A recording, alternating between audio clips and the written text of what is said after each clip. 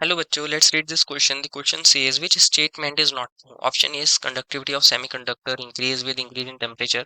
Option B pure ionic solid or insulator. Option C is NaCl is a diamagnetic substance and option D TiO2 is a paramagnetic substance. बच्चों इस question में हमसे पूछा गया है कि यहाँ पे हमारी कौन सी स्टेटमेंट ट्रू नहीं है। तो फर्स्ट ऑफ ऑल बात करते हैं इस क्वेश्चन में की कंसेप्ट की। बच्चों अगर हमें ये स्टेटमेंट्स को चेक करना है तो हमें पता होना चाहिए कि हमारे पास पैरामैग्नेटिक सब्सटेंस कौन से होते हैं और हमारे पास डायमैग्नेटिक सब्सटेंस कौन से होते हैं। और साथ ही हमें ये भी पता चलना चाहिए कि हमारे पास कंडक्टिविटी क्या होती है, पैरामैग्नेटिक डायमैग्नेटिक सब्सटेंस क्या होते हैं और हमें कंडक्टिविटी के बारे में पता होना चाहिए। बच्चों अगर हम बात करें फर्स्ट ऑफ ऑल कंडक्टिविटी की, तो कंडक्टिविटी क्या होती है कि हमारे इलेक्ट्रॉन्स किसी सब्सटेंस पर इलेक्ट्रिक फील्ड अप्लाई करने पर कितनी इजीली फ्लो कर जाते हैं, कितनी इजीली वो करंट को कैरी कर जाते हैं, यही हमारे पास कंडक्टिविटी होती है। अगर हम बात करें सेमीकंडक्टर्स की, तो बच्चों हमारे हर सब्सटेंस के अंदर, चाहे वो हमारा इंसुलेटर हो, चाहे हमारे पास हमारे कंडक्टर्स होते हैं या चाहे वो सेमीकंडक्टर हो, तो दो तरह के बैंड्स देखे जाते हैं। दो तरह के बैंड्स देखे जाते हैं अगर हम यहाँ पर्टिकुलरली बात कर रहे हैं हमारे सेमीकंडक्टर्स की। तो एक तो होता है हमारे पास वैलेंस बैंड। ये कौन होता है हमारे पास? वैलेंस बैंड, जिसके अंदर हमारे इलेक्ट्रॉन्स प्रेजेंट होते हैं। और ये होता है हमारे पास कंडक्शन बैंड, जिसमें अगर हमारे इलेक्ट्रॉन्स हमारे जंप कर जाएं तो वो एक अच्छे कंडक्टर्स बन जाते हैं और हमारे कंडक्टिविटी हमारी बढ़ जाती है।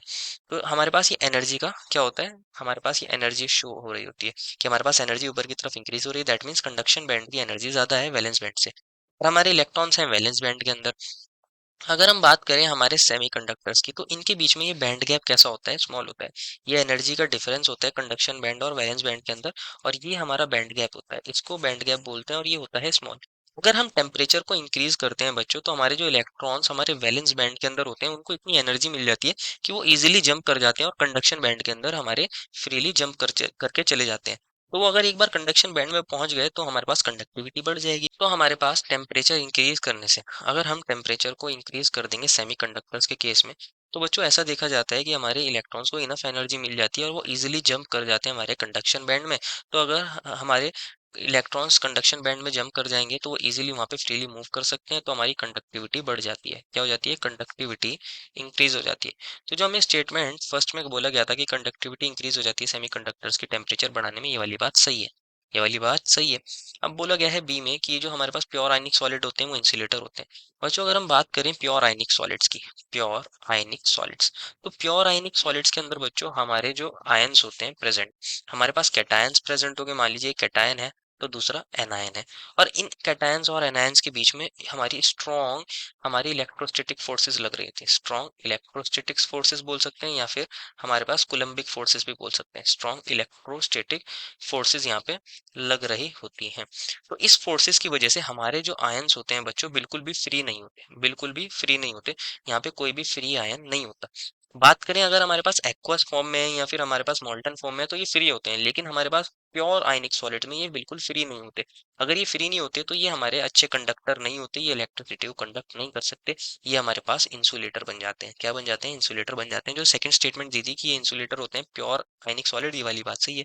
थर्ड स्टेटमेंट बोला है NaCl जो होता है डायमैग्नेटिक होता है। बच्चों हमारे पास वो सब्सटेंसेस डायमैग्नेटिक होते हैं जो हमारे पास वीकली रिपेल होते हैं बाय मैग्नेटिक फील्ड, और जो हमारे पास वीकली अट्रैक्ट होते हैं बाय मैग्नेटिक फील्ड वो हमारे पास क्या होते हैं? हमारे पैरामैग्नेटिक सब्सटेंस।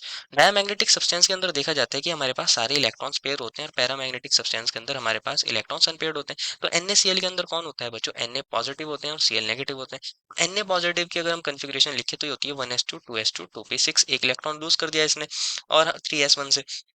Cl नेगेटिव की कॉन्फ़िगरेशन देखते हैं तो इसकी कॉन्फ़िगरेशन क्या होती है? 1s2 2s2 2p6 3s2। वैसे Cl की होती है 3p5, लेकिन इसने एक इलेक्ट्रॉन गेन कर लिया तो 3p6। तो इन दोनों के अंदर बच्चों हमारे कंप्लीटली फिल्ड शेल होते हैं, कंप्लीटली फिल्ड ऑर्बिटल्स होते हैं। तो यहाँ हमारे क्या होते हैं? इलेक्ट्रॉन्स सारे पेयर होते हैं, इलेक्ट्रॉन्स पेयर्ड होते हैं।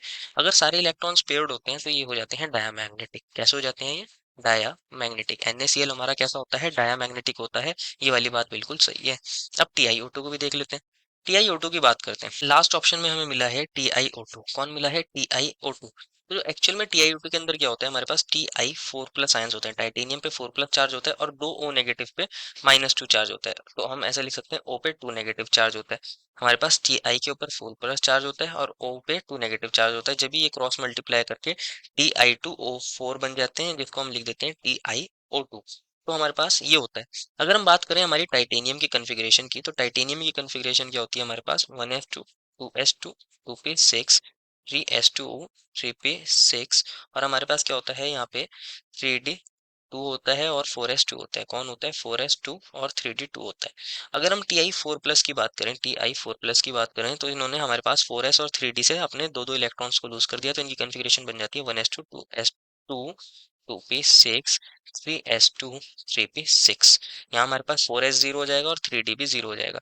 वहीं हम बात करें O2 नेगेटिव की, तो ऑक्सीजन कॉन्फ़िगरेशन क्या होती है हमारे पास? 1s2 2s2 और हमारे पास 2p हमारे पास 4 होती है इसकी कॉन्फ़िगरेशन। लेकिन अगर चार्ज आ जाए -2 तो O2 नेगेटिव, तो इसकी कॉन्फ़िगरेशन क्या बन जाएगी? 1s2 2s2 2p6, क्योंकि 2 इलेक्ट्रॉन्स गेन करें। तो ओवरऑल क्या हो रहा है, हमारे पास Ti4+ भी हमारे पास सारे इलेक्ट्रॉन्स पेयर हैं इसके अंदर, कंप्लीटली फिल है, और हमारे पास O2 नेगेटिव के अंदर भी सारे इलेक्ट्रॉन्स पेयर हैं। अगर इलेक्ट्रॉन सारे पेयर होंगे तो हमारा सब्सटेंस कैसा हो जाएगा? डायामैग्नेटिक। कैसा हो जाएगा? डायामैग्नेटिक, पैरामैग्नेटिक नहीं होगा। लेकिन स्टेटमेंट में बोला गया है कि हमारा जो सब्सटेंस है वो हमारा पैरामैग्नेटिक है, तो ये स्टेटमेंट गलत हो जाएगी, हमारी ट्रू नहीं होगी। फिर वो final answer is option number D. I hope you understood it well and best of luck.